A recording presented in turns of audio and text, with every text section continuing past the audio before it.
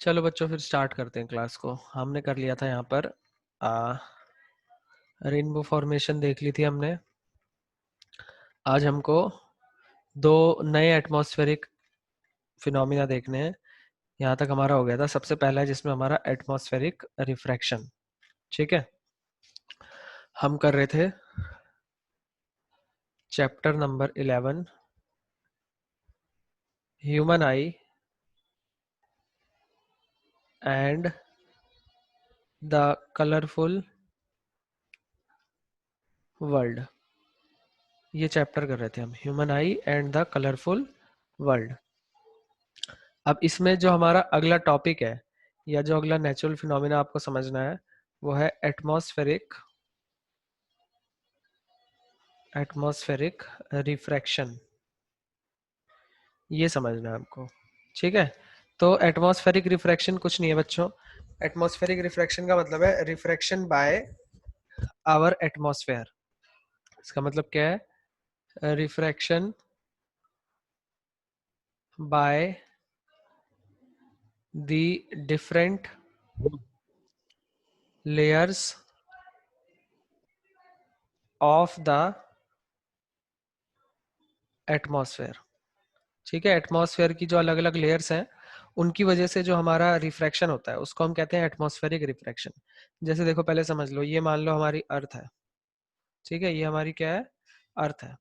और ये इसके आसपास एटमॉस्फेयर है। ये इसके आसपास क्या है? इसका एटमॉस्फेयर है। अब जो सन है, ये मान लो सन है, यहाँ से सनलाइट आएगी तो देखो यहाँ पर तो क्या है? बाहर तो वैक्यूम है। बाहर क्या है? वैक्यूम है। और ये अंदर वाला हाँ क्या जी। है?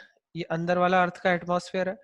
अब क्या आप मुझे बता सकते हो क्या वैक्यूम और एटमॉस्फेयर एक जैसी होंगे या इनमें थोड़ा डेंसिटी में फर्क होगा? फर्क होगा भैया। फर्क होगा। वैक्यूम फर्क हमारा होगी। थोड़ा सा हल्का होगा, है ना? जो स्पेस है हमारा वो थोड़ा सा हल्का होगा, और एटमॉस्फेयर थोड़ा सा डेंसर होगा। तो ये जो आने वाली रे है ये जानी ऐसे चाहिए थी, पर ये क्या हो जाएगी? नॉर्मल की तरफ थोड़ी सी बेंड हो जाएगी कि नहीं हो जाएगी? है ना? हो जाएगी भैया। जानी तो ऐसे चाहिए थी, पर ये क्या होगी? नॉर्मल की तरफ थोड़ी बेंड हो जाएगी। तो रिफ्रैक्शन जो कि हमारी एटमॉस्फेयर के द्वारा होता है, एटमॉस्फेयर की वजह से जो रिफ्रैक्शन हो रहा है इसको हम क्या कहते हैं? Atmospheric refraction. ये बात समझ में आई सबको? यही फिनोमेना है भैया, बस एटमॉस्फेरिक रिफ्लेक्शन हाँ, की जो अर्थ एटमॉस्फेरिक की तरफ रिफ्रैक्शन का जाएगी। मतलब, हाँ यही है। एटमॉस्फेरिक रिफ्रैक्शन का मतलब है refraction by the different layers of atmosphere. हमारे एटमॉस्फेयर की वजह से जो रिफ्रैक्शन हो रहा है उसको हम एटमॉस्फेरिक रिफ्रैक्शन कहते हैं। अब देखो, अब मैं थोड़ा सा इसमें आपको डीप बताता हूँ। इतना तो आप समझ गए कि बाहर वैक्यूम है, अंदर एटमॉस्फेयर है। जब सनलाइट वैक्यूम से एटमॉस्फेयर में एंटर करेगी तो एक हल्के मीडियम से भारी मीडियम में जाएगी, है ना? और क्या होगा? थोड़ा नॉर्मल की तरफ बेंड हो जाएगी। अब मुझे एक बात बताओ, ये जो मेरा पूरा का पूरा एटमॉस्फेयर है, यहाँ से लेकर यहाँ तक, ये पूरा एटमॉस्फेयर है ना? ये पूरा अर्थ का एटमॉस्फेयर है। ये जो मेरा पूरा अर्थ का एटमॉस्फेयर है, इसके अंदर भी हम कई चीजें देख सकते हैं। आप मुझे एक बात बताओ कि जो अर्थ का एटमॉस्फेयर है उसकी डेंसिटी नीचे से ऊपर तक सेम है या वो भी अलग अलग है? उसकी डेंसिटी भी अलग अलग है। जैसे अलग बचपन अलग है भैया। बचपन में आपने एटमॉस्फेयर की अलग अलग लेयर्स पढ़ी थी, याद है? स्ट्रेटोस्फेयर, अलग अलग ट्रोपोस्फेयर, है भैया। हाँ जी भैया। मीजोस्फेयर, एक्सोस्फेयर, है स्ट्रेटो ना? और हम ये देखते हैं, हाइड्रोस्फेयर। हाँ हम ये देखते हैं कि जो जैसे जैसे हम ऊपर जाते जाते हैं, जैसे जैसे हम ऊपर जाते आते हैं, हमारा एटमॉस्फेयर हल्का होता जाता है। हमारा एटमॉस्फेयर क्या होता जाता है? हल्का होता जाता है। ठीक है, तो कहने का मतलब ये जो रिफ्रैक्शन है ना, ये हर लेयर पे हो रहा है। हर लेयर पे ये रिफ्रैक्शन होता जाएगा। ठीक है, हर लेयर पे क्या होगा? मतलब ये जो रिफ्रैक्शन है ये एक बार नहीं होगा, ये मल्टीपल टाइम्स होगा। कितनी बार होगा ये? मल्टीपल टाइम्स होगा। मल्टीपल। ठीक है, एटमॉस्फेयर की अलग अलग लेयर है। हमें पता है कि जैसे जैसे मतलब जो अर्थ की सरफेस के पास का एटमॉस्फेयर है वो थोड़ा सा भारी है, और जैसे जैसे हम ऊपर की तरफ जाते हैं तो हमारा एटमॉस्फेयर क्या होता जाता है? हल्का होता जाता ठीक है। है ना? हमने बचपन में पढ़ा हुआ है ना कि जो गर्म हवाएं होती हैं वो ऊपर की तरफ उठती हैं क्योंकि गर्म हवाएं हल्की होती हैं, और जो हाँ ठंडी भैया। हवाएं होती हैं वो नीचे की तरफ बैठ जाती हैं, है ना? तो ऊपर की तरफ हमारा हल्का एटमॉस्फेयर है और नीचे की तरफ भारी एटमॉस्फेयर है। तो पहले तो हमने बस इतना समझा कि वैक्यूम से एटमॉस्फेयर में रिफ्रैक्शन हुई, पर एटमॉस्फेयर के अंदर भी कई सारी लेयर है। तो लेयर बाय लेयर क्या होगा? एक बार रिफ्रैक्शन, एक और बार, एक और बार, एक और बार। और ऐसा सिर्फ 4-5 बार नहीं होगा, ऐसा बहुत बार होगा, थाउजेंड्स टाइम होगा, ठीक है, क्योंकि सिर्फ ये 4 ही लेयर नहीं है। अगर मैं सिर्फ और सिर्फ छोटा सा एरिया ले लूं, 100 मीटर का एरिया ले लूं अर्थ की सरफेस से, तो उसमें भी नीचे से लेकर ऊपर में थोड़ा सा तो एटमॉस्फेयर का डेंसिटी का डिफरेंस होगा ना, क्योंकि जैसे हमने बोला कि गर्म हवाएं जो है वो ऊपर की तरफ उठ रही है और जो ठंडी हवाएं हैं वो नीचे की तरफ है। तो छोटे से पोर्शन में भी क्या हो जा रहा है, डेंसिटी में फर्क आ जा रहा है। ऐसा थोड़ी होगा कि हम यहाँ से ऊपर जा रहे हैं, एक पॉइंट ऐसा आया उसके बाद एकदम से हल्का हो गया, वो तो एकदम धीरे धीरे होता है ना, हमको पता भी नहीं चलता चेंज, है ना। यानी कि वो पूरा हाँ ही, मतलब बहुत ज्यादा बार ऐसा होगा कि रिफ्रैक्शन हो जा रहा है, हो जा रहा है, पर हमको इतना ज्यादा ऑब्जर्व नहीं कर पाएंगे हम, पर होगा बहुत बार। तो एटमॉस्फेयर की जो अलग अलग लेयर्स की वजह से रिफ्रैक्शन होता है उसको हम एटमॉस्फेरिक रिफ्रैक्शन कहते हैं, ठीक है। इतना सा समझना था बस आपको मेन चीज, कि the refraction by the different layers of atmosphere is known as atmospheric refraction. ये हमारा क्या कहलाता है, एटमॉस्फेरिक रिफ्रैक्शन। भैया, हाँ एक डाउट था भैया कल की क्लास से ही। भैया हाँ। जो आपने क्रिटिकल एंगल बताया था, और वो भैया क्रिटिकल एंगल और एंगल ऑफ इंसिडेंस में क्या डिफरेंस है?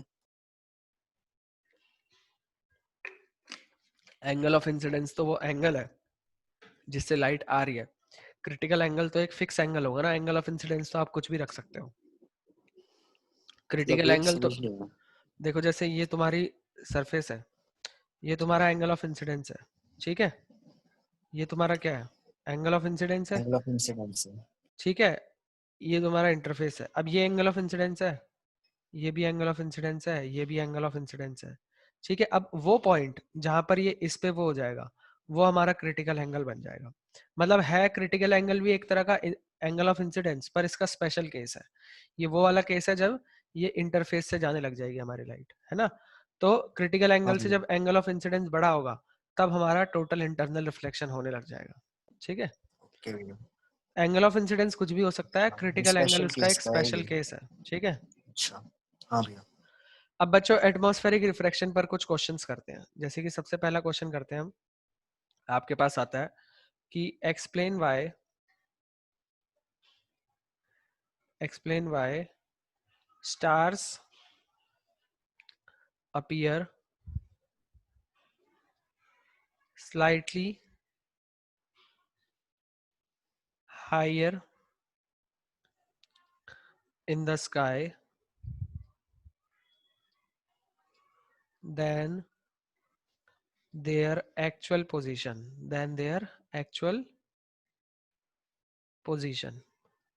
ठीक है। तो हमें बताना है कि जो स्टार्स की पोजीशन है वो उनकी एक्चुअल पोजीशन से क्या होती है, थोड़ी सी ना ऊपर होती है। कैसे होती है, देखो ये हमारी अर्थ है और ये हमारा अर्थ का एटमॉस्फेयर है, मान लो ये स्टार है, ठीक है। अब ये स्टार लाइट आपकी ऐसी आई, स्टार लाइट क्या आई आपकी, इसको मैं स्टार को यहाँ बनाता हूँ, स्टार मान लो आपका यहाँ पे था, ठीक है। अब ये स्टार लाइट आई आपकी ऐसी, इसको जाना तो कैसे चाहिए था, ऐसे, मतलब ये अगर यहाँ पर आप खड़े हो तो आपके ऊपर ये पहुंचनी भी नहीं चाहिए थी स्टार लाइट, ये सीधा निकल जानी चाहिए थी।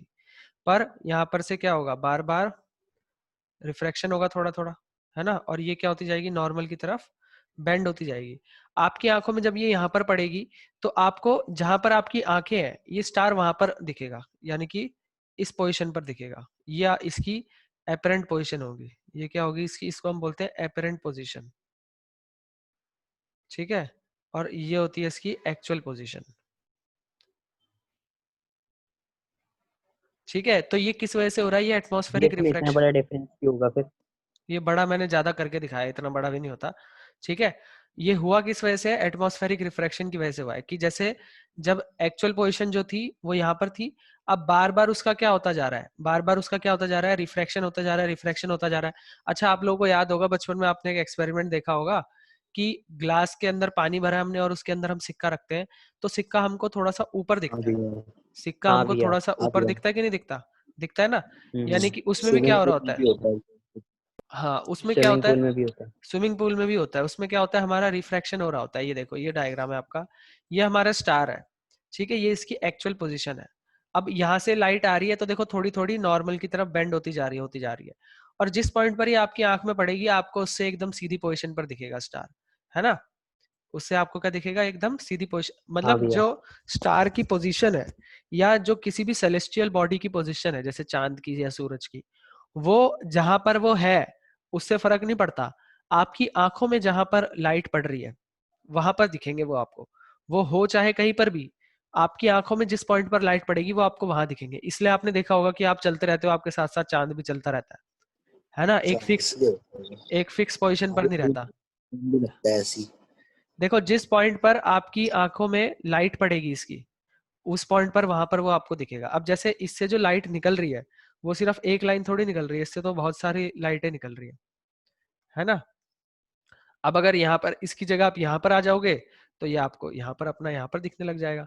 जैसे जैसे आप, अभी आपके आंख में ये वाली लाइट आ रही थी, थोड़ी देर बाद दूसरी वाली लाइट आने लग जाएगी, उसके बाद अगली लाइट आने लग जाएगी। जिस पॉइंट पर आपके आंख में लाइट आएगी आपको उसकी पोजीशन वहां पर दिखेगी। ठीक है। कोई भी ऑब्जेक्ट हमको दिखता कैसे है, ये हमने चैप्टर के रिफ्लेक्शन रिफ्रैक्शन वाले में डिस्कस करा था ना, जब लाइट पड़ के आपकी रिफ्लेक्ट होके आपकी आंखों में आती है उसके बाद वो चीज आपको दिखती है ना। हाँ भैया। हाँ भैया। हाँ, तो ये इसकी वजह से होता है। अब इसमें हम लिखेंगे क्या इसके आंसर में, देखो हम इसमें लिखेंगे, एक सेकंड रुकना।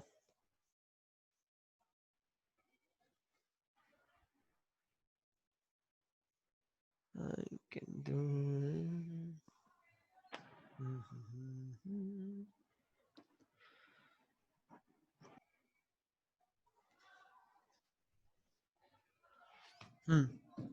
क्वेश्चन है हमारा, explain why stars appear slightly higher in the sky than their actual.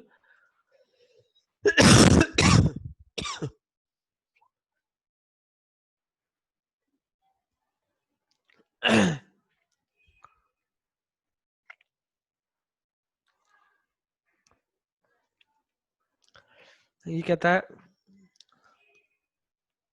the atmospheric refraction occurs in the medium of gravity changing. Since the atmosphere bends starlight towards the normal, the apparent position of the star is slightly different from the actual position. The star appears slightly higher than its actual position when near the horizon. Further, this apparent slightly changes. छोड़ो, हम इसको लिखते हैं ऐसे, हम बोलेंगे when the starlight, when the starlight enters into the atmosphere, enters into the atmosphere, it gets refracted, it gets refracted multiple times due to the different layers, due to the different layers of the atmosphere. The light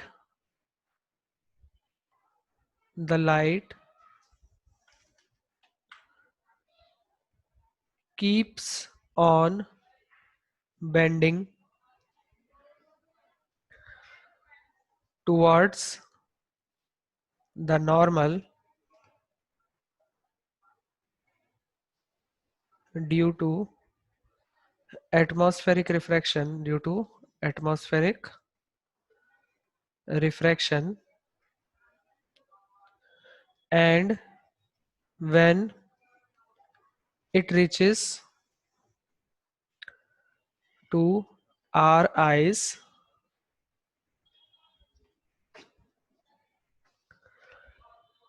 the apparent position, the apparent position becomes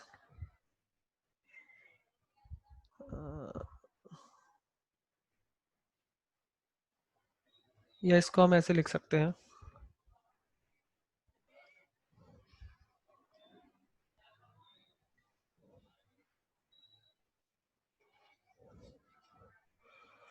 ये क्या था हमारा, it gets reflected multiple times due to the different layers of the atmosphere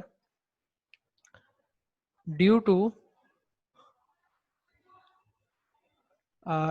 this continuous bending of light, when it reaches to our eyes, the apparent position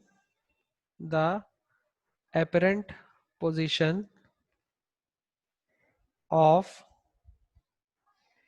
the star seems higher than the actual position. जो apparent position होती है वो क्या होती है, actual position से थोड़ी सी higher होती है. ये क्वेश्चन क्लियर हुआ सभी को? हाँ भैया। बढ़िया सर, ये क्वेश्चन बढ़िया.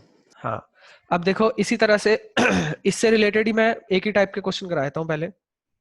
जैसे एक क्वेश्चन और आता है आपके पास कि explain why sun rises 2 minutes early than ये the वो नहीं करा, why do stars twinkle? कराऊंगा, अभी रुक जाओ. Then the actual sunrise, ये एकदम इससे रिलेटेड ही है ना, इसलिए पहले इसको करा रहा हूँ. And sets 2 minutes after the actual sunset. ठीक है, तो हमें एक्सप्लेन करना है कि सन जो है जब उगता है, जो उसका एक्चुअल सनराइज का टाइम है उससे 2 मिनट पहले से ही हमको दिखने लग जाएगा. ठीक है, और जब उसके अस्त होने का टाइम होगा तो उसके बाद भी हमको 2 मिनट बाद तक वो दिखता ही रहेगा. तो देखो असल में होता क्या है, जैसे कि मान लो ये अर्थ है, ये अर्थ है. ठीक है, ये इसका एटमॉस्फेयर है. अब ये जो हमारी लाइन होती है, इस लाइन को हम हॉरिजन कहते हैं. ठीक है, अब सन अगर हॉरिजन के नीचे होगा तो हम बोलते हैं सन अभी आया नहीं है, हॉरिजन के ऊपर आएगा तो हम बोलते हैं सनराइज हो गया, और हॉरिजन से नीचे चला जाता है तो हम बोलते हैं सनसेट हो गया. ठीक है, तो देखो जब सन हॉरिजन के नीचे होता है, जब सन हॉरिजन के नीचे है तो अभी सनराइज तो हुआ नहीं है. जब सन हॉरिजन के ऊपर आएगा तभी तो सनराइज होगा ना. अभी हॉरिजन के नीचे है, पर जो हाँ हमारा भैया। एटमॉस्फेरिक रिफ्रैक्शन है, जो हमारा क्या है, एटमॉस्फेरिक रिफ्रैक्शन है, इसकी वजह से क्या होगा, इसकी वजह से क्या होगा, इसकी जो एपरेंट पोजीशन होगी वो क्या हो जाएगी, थोड़ी सी हाइयर हो जाएगी कि नहीं हो जाएगी. अभी अभी हमने ऊपर पढ़ा है कि जो एपरेंट पोजीशन हाँ होती है वो क्या हो जाती है, थोड़ी सी ऊपर रहती है एक्चुअल पोजीशन से, है ना. ये क्या है, सन की एक्चुअल पोजीशन है और ये एपरेंट पोजीशन है. मतलब भैया वो एक्चुअल में हुआ नहीं होता है पर हमें ऐसा दिखता है.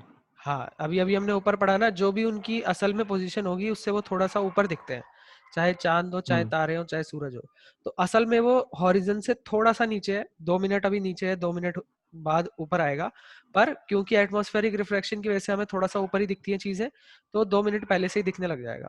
ठीक है, अब ये चलता रहेगा चलता रहेगा, यहाँ से लेके यहाँ तक आएगा. अब जब यहाँ पे होगा तब तो हमको दिख ही रहा होगा, पर जब वो अस्त हो जाएगा यानी कि हॉरिजन के नीचे चला जाएगा तो हो तो जाना चाहिए था सनसेट.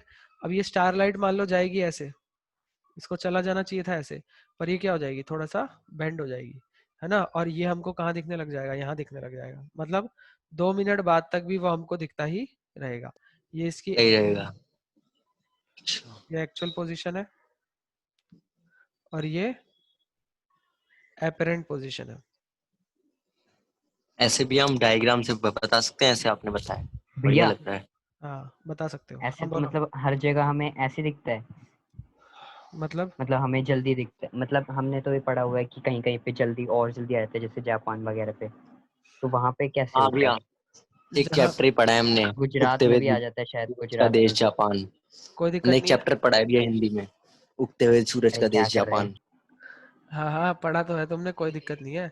पर मैं ये कह रहा हूँ जहां पर भी दिखता है वो, जो उसका एक्चुअल सनराइज का टाइम है ना, उससे 2 मिनट पहले ही हम्म. दिखने लग जाएगा वो. तो ठीक है, भैया हमें यहाँ पे नहीं दिख सकता है? यहाँ पे तो हॉरिजन हमें दिख नहीं पाता ना। हॉरिजन का मतलब होता है जहां पर आसमान और जमीन हमको टच होते हुए दिख रहे हो। ऐसा सीन हमको दिल्ली में कहाँ दिखता है? आसमान और जमीन कैसे टच हो सकती है? अरे मतलब जैसे तुम बीच वगैरह पे होगे तो ऐसा दिखता है ना कि हाँ हाँ, बहुत दूर देखोगे तो आसमान और जमीन टच हो अच्छा रहे हैं एक अच्छा, हाँ पॉइंट हाँ पर। उस हाँ हाँ पॉइंट को हम हाँ, हॉरिजन कहते हैं। समझे? अच्छा भैया। हम्म। ठीक है, तो होता हॉरिजन के नीचे है पर थोड़ा सा ऊपर दिखेगा। तो सनसेट का मतलब ऐसी तो होता है सन डूब रहा है। डूबता किस में है? मतलब जो जमीन है उसके नीचे जा रहा है, इसलिए बोलते हैं ना हम सन की डूब गया, उग रहा है। अच्छा अच्छा अब बिल्डिंग के पीछे छुप जाएगा तो फिर हमारे लिए तो क्या ही है वो। अच्छा अच्छा, समझे? हाँ। सचिन क्या कह रहे हो तुम? सर मैं ये कह रहा हूँ सर, वो एक चीज कहनी थी। हाँ सर, ज्यादा धूप में हमें क्या बोलते हैं, जमीन पे पानी क्यों दिखता है? ज्यादा धूप में हमें तो सड़क पे पानी क्यों दिखता है जबकि वो होता नहीं है? बेटा इसको ना मैं वो टर्म भूल रहा हूँ। इसको हम क्या बोलते हैं? एक तो मिराज बोलते हैं। मिराज की जगह ना एक टर्म और होती है इसके लिए। पता है किसी को? ये भी इसी से रिलेटेड है। हाँ, ये इसी से रिलेटेड है। अच्छा। ये इससे रिलेटेड मतलब वैसे नहीं है, ये रिफ्लेक्शन से रिलेटेड है कि देखो एक तो थोड़ा सा ना उसमें वो भी होता है कि क्या बोलते हैं, जब सनलाइट, जब सन ज्यादा होता है तो कई बार ऐसा होता है कि ये जो एटमॉस्फेरिक रिफ्रैक्शन हो रहा है इससे थोड़ा सा, अब जब डेंसिटी है मतलब ह्यूमिडिटी हमारे एटमॉस्फेयर में बढ़ गई है, ह्यूमिडिटी क्या होगी हमारे एटमॉस्फेयर में बढ़ गई है जब सन की रेज आई हैं और जब टकरा के वापस जा रही है, यानी कि डेंसर से हल्के मीडियम में जा रही है, तो देखो कई बार TIR भी हो सकता है, टोटल इंटरनल रिफ्लेक्शन भी हो सकता है। तो वो जो हमें इमेज दिख रही होती है ना, वो किसी और पॉइंट की इमेज मतलब कहीं और की इमेज होती है, वो टकरा के वापस हमें वहां दिखने लग जाती है थोड़ा सा। और ये ऐसे नॉर्मली हमको नहीं दिखता, कई बार आपको वैसे दिखेगा जब इंसान का माइंड सेट भी वैसी होता है, जब वो डेजर्ट वगैरह में होगा, ठीक है, थोड़ा सा वो रखा होगा तो वो थोड़ी सी चीजें दिखती है पर उसको वो बड़ा करके देख मतलब ज्यादा उसको वो फील होता है कि मेरे को चीजें दिख रही है। समझ रहे हो? असल में वो नहीं होती, वो रिफ्लेक्शन है किसी और पॉइंट पे रखी गई चीज का, एक रिफ्लेक्शन होता है बस वो। ये क्या ओएसिस के बारे में बात कर रहे हो आप, दूसरा जो बोल रहे थे? पता नहीं, याद नहीं आ मैंने रही। यहाँ पे गूगल करा तो एक तो मिराज आ रहा है। हाँ, वो बच्चों कुछ नहीं है, वो ना जैसे यहाँ पर कोई चीज है, वो रिफ्लेक्ट TIR हो गया उसकी वजह से वो यहाँ पर दिखने लग गई आपको, तो आपको लगेगा कि ये यहाँ पर है, पर वो सिर्फ उसकी इमेज होती है, वो असल में चीज नहीं होती। समझ गए? TIR कैसे हुआ भैया? एटमॉस्फेयर की लेयर्स की वजह से ही हो गया। बहुत ज्यादा गर्मी पड़ गई, डेंसर रेयर की वजह से एक ऐसा एंगल बन गया क्रिटिकल एंगल की, टकरा के एटमॉस्फेयर की लेयर की वजह से रिफ्रैक्शन हो गया। रिफ्लेक्शन भी है। हाँ, ओके तो भैया। ऐसा हो गया। अब ये एक्सेप्शनल केस है इसलिए हमको रोज अच्छा देखने को मिलता भी नहीं है, कभी कभी दिख गया तो दिख गया। समझे? और ये देखो जो एक मिराज तो बोल रहे थे आप, वो होता क्या है उसका मतलब? मिराज का मतलब भी यही होता है, हमको ऐसी चीजें ही दिखती है जैसे क्या बोलते हैं डेजर्ट वगैरह में। और इसमें ना देखो काफी ज्यादा फर्क इस पे इस चीज का भी पड़ता है। कभी आप लोगों ने ये ऑब्जर्व करा है कि आप किसी हलवाई की दुकान पे खड़े हो, वो समोसे तल रहा है, और जो उसकी कढ़ाई के हाँ ऊपर का एरिया है, ये हाँ जैसे भैया, कढ़ाई है, ऐसा अजीब सा लगता है, वो हिलने ऐसा लग लगता है जाता है पिघल भैया। रहा है ये कुछ। ऐसे हाँ ऐसे जेली सा। ऐसे ऐसे हिल रहा होता है, पूरा एटमॉस्फेयर हाँ हिल हाँ रहा हाँ होता हाँ जेली सा लगता है है। ना? हाँ हाँ भैया, ऐसा लगता है कुछ हिल रहा है। हाँ, तो वो क्यों हिल रहा है? वहां पर भी क्या हो रहा है? रिफ्रैक्शन हो रहा है। वहां पर क्या हो रहा है? रिफ्रैक्शन हो रहा है। मतलब यहाँ पे इसके ऊपर क्या है, ये जो हवा है यहाँ पर, ये बहुत गर्म है, ये हाँ, बहुत गर्म है, और आसपास की जो हवाएं हैं ये सारी ठंडी हवाएं हैं, है ना? ठंडी है, हाँ। तो मीडियम में डेंसर और रेयरर मीडियम बन गए, तो रिफ्रैक्शन होगा। अब रिफ्रैक्शन तो हो रहा है, पर साथ ही साथ इसमें एक चीज और है कि ये जो मीडियम है, ये मीडियम फिक्स नहीं है, ये मीडियम लगातार हिलता जा रहा है।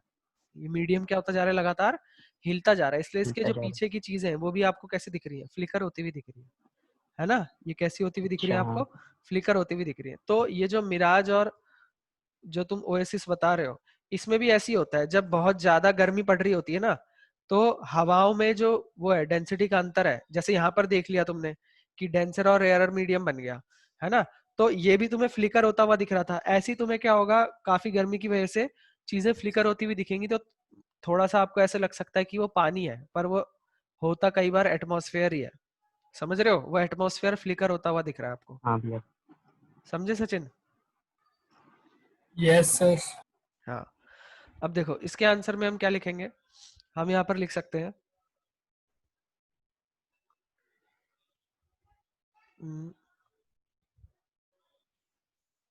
when, एनसीईआरटी में दिया हुआ है ये इसका आंसर दिया हुआ है।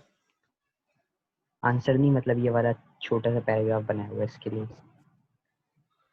Advance sunrise and delay sunset, ये देखो ये हॉरिजन है, इससे नीचे है सन, पर अपरेंट पोजीशन थोड़ी ऊपर दिख रही है। कहता है the sun is visible for 2 minute before the actual sunrise because of atmospheric refraction. By actual sunrise we mean this is show that's the,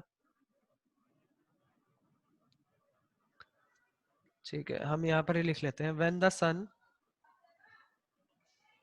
is below the horizon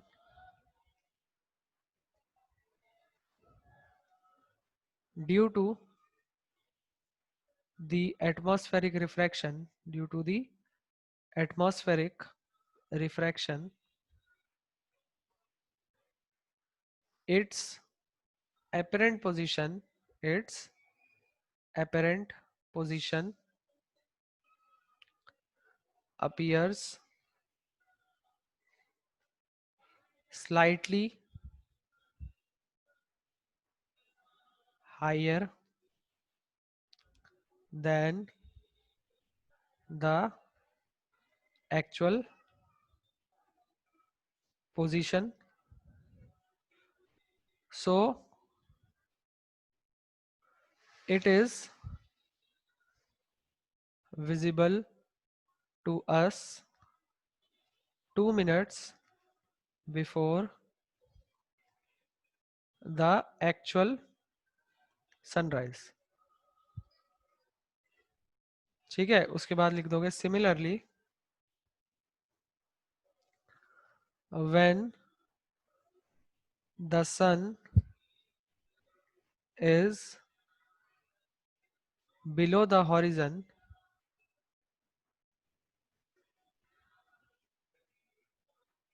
due to the atmospheric refraction, या बार बार नहीं लिख रहा इसको मैं, when the sun is below the horizon it's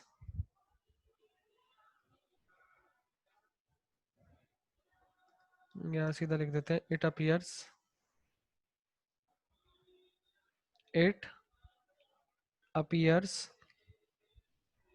slightly above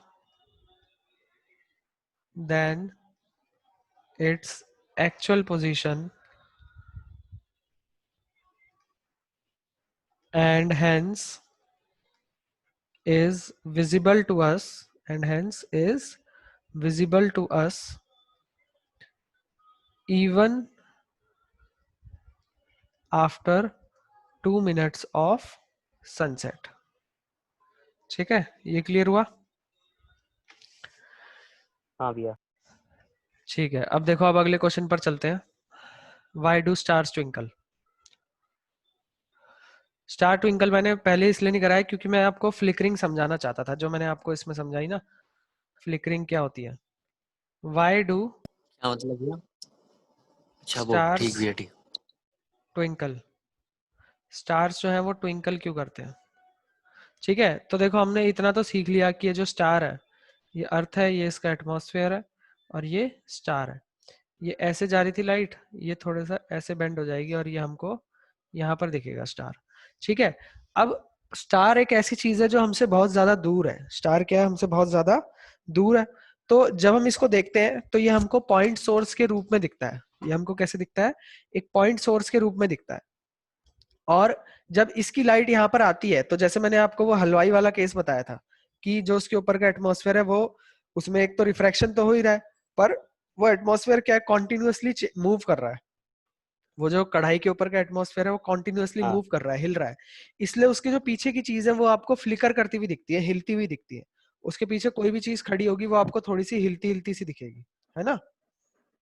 हाँ भैया। तो अब जो बड़ी चीजें हैं उनमें तो इतना फर्क पता नहीं चलेगा, पर जो पॉइंट साइज सोर्स है जो एक पॉइंट के जैसा दिखता है, जब ये फ्लिकर करेगा तो इसकी जो पोजीशन है वो थोड़ी सी कभी यहाँ पर, कभी यहाँ पर, कभी यहाँ पर, कभी यहाँ पर दिखेगी। कई बार ऐसा होगा कि स्टार की लाइट आपकी आंख में ज्यादा पड़ रही है, कई बार कम पड़ेगी, तो डिम लाइट ऐसा भी होगा। तो जिसकी वजह से क्या होगा, एक तो स्टार की लाइट भी कई बार कम आ रही है, कई बार ज्यादा आ रही है, और थोड़ी सी पोजीशन भी उसकी क्या होती रहेगी, फ्लिकर होती रहेगी, चेंज होती रहेगी, जिसकी वजह से जो स्टार है हमको कैसा दिखता है, ट्विंकल होता हुआ दिखता है। ये बात आई समझ में कि स्टार हमें कैसा दिखता है, फिर ट्विंकल करता हुआ ट्विंकल। दिखता है। ये क्लियर हुआ? हाँ भैया। ठीक है, तो देखो इसमें हम लिखेंगे stars are very far away from us and hence appears appear as a point source of light, as a point source of light। ठीक है, ये हमको कैसे दिख रहा है, पॉइंट सोर्स की तरह दिख रहा है। ठीक है, due to atmospheric refraction, due to atmospheric वही क्या refraction, है, स्टार्स आर वेरी यहाँ फॉर पे अवे। far, अच्छा फार, ठीक ठीक है। ठीक है, भी तो यहाँ पे जो वेवरिंग है उसका मतलब और फ्लिकरिंग का मतलब एक ही होता है, हाँ मतलब ये एनसीईआरटी में था। हाँ ठीक है, हम्म। due to atmospheric refraction and the fact that our atmosphere that our atmosphere is continuously moving। ठीक है, तो क्या क्या चीज है, एक तो एटमॉस्फेरिक रिफ्रैक्शन, और एक चीज और कि हमारा एटमॉस्फेयर क्या है, कॉन्टिन्यूअसली मूविंग है। द अमाउंट ऑफ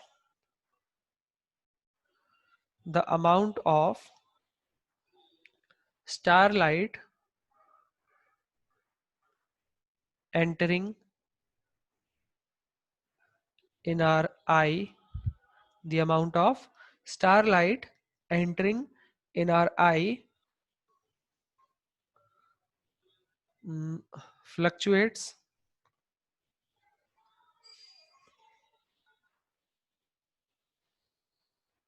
या फ्लिकर से लिखते हैं,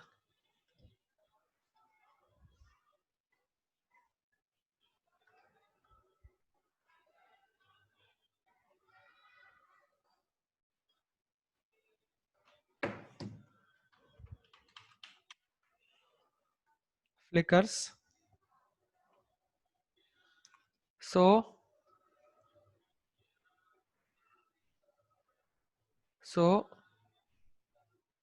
sometimes the star appears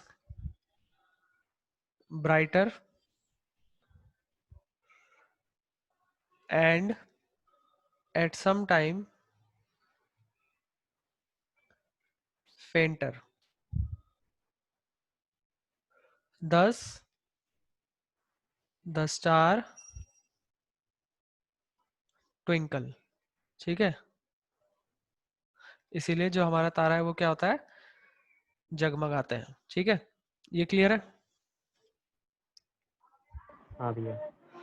अगला क्वेश्चन कहता है why do planets not twinkle. Planet जो है वो ट्विंकल क्यों नहीं करते? ठीक है, क्या कह रहे भैया हो? हाँ, ऐसे क्वेश्चन आया तो व्हाई डज सनशाइन, तो फिर है कि उसमें भी यही होगा। Why does sun shine? हाँ भैया। सन शाइन क्यों करता है, ये क्वेश्चन आपके पास नहीं आएगा। शाइन तो वो इसलिए करते हैं ना क्योंकि वो लाइट एमिट करते हैं। अच्छा भैया, हाँ उसकी तो खुद की लाइट है। हाँ हाँ ठीक। ये इस चैप्टर से रिलेटेड नहीं है। ये आ सकता है कि why do sun do not twinkle, ठीक है। अच्छा भैया। अब देखो प्लैनेट ट्विंकल क्यों नहीं करते, तो ये हमारी अर्थ है, ये एटमॉस्फेयर है, और ये हमारा प्लैनेट है। अब जो प्लैनेट है वो अर्थ के पास ही है, तो इसलिए वो पॉइंट सोर्स के रूप में नहीं दिखते, बड़े बड़े दिखते हैं। अब बड़े होने का फायदा क्या है कि जैसे इसमें जो लाइट आ रही है, इसको हम बोलते हैं कि ये एक पॉइंट की तरह नहीं दिख रहा, ये एक कलेक्शन ऑफ पॉइंट की तरह दिख रहा है। ये हमको कैसे दिख रहा है, एक कलेक्शन ऑफ पॉइंट्स की तरह दिख रहा है, ठीक है। तो इसकी जो पोजीशन में चेंज है, जैसे एटमॉस्फेयर अगर थोड़ा सा हिलेगा, अब जैसे जो कढ़ाई के ऊपर की जो एटमॉस्फेयर है, ये जो हिल रहा होता है, ये तो बहुत ज्यादा हिल रहा होता है। हमारा एटमॉस्फेयर इतना ज्यादा तो मूव नहीं करता, इतना तेजी से मूव नहीं करता है ना, हल्का हल्का ही मूव करता हाँ है। भैया। और इस कढ़ाई के पीछे भी अगर कोई इंसान खड़ा होगा तो वो इंसान थोड़ा थोड़ा ऐसे टेढ़ा मेढ़ा होता दिखेगा, पर ऐसा नहीं होगा कि इंसान एक बार इधर खड़ा हो गया, एक बार इधर खड़ा हो गया, है ना। तो हाँ भैया।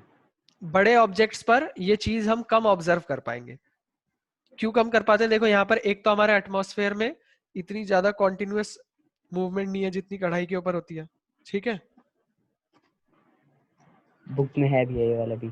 हाँ, और दूसरा ये कि हम प्लैनेट्स को देखते हैं as a collection of many points, ठीक है। तो अगर इनमें थोड़ी बहुत पोजीशन में चेंज होता भी है, जैसे ये वाला पॉइंट इधर दिख जाएगा, ये वाला पॉइंट इधर दिख जाएगा, ये वाला इधर दिख जाएगा, ये वाला इधर दिख जाएगा, तो जो नेट मूवमेंट है, जो नेट मूवमेंट है वो क्या हो जाती है, नलिफाई हो जाती है, यानी कि खत्म ही हो जाती है। हम बोलते हैं there is no net displacement, कोई नेट डिस्प्लेसमेंट नहीं होती, मतलब जो पूरी प्लेनेट की पोजीशन है उसमें कोई ज्यादा बदलाव हमें दिखता हुआ नहीं दिखता, ठीक है। नहीं दिखता।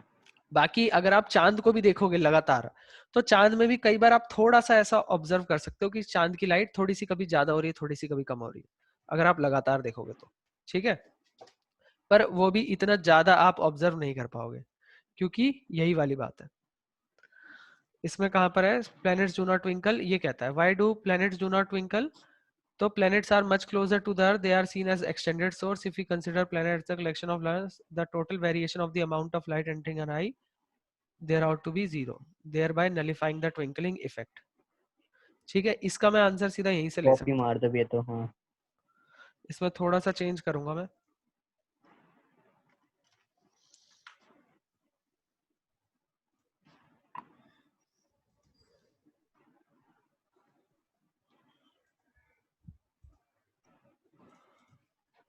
हम बोलेंगे planets are much closer to the earth and thus are seen as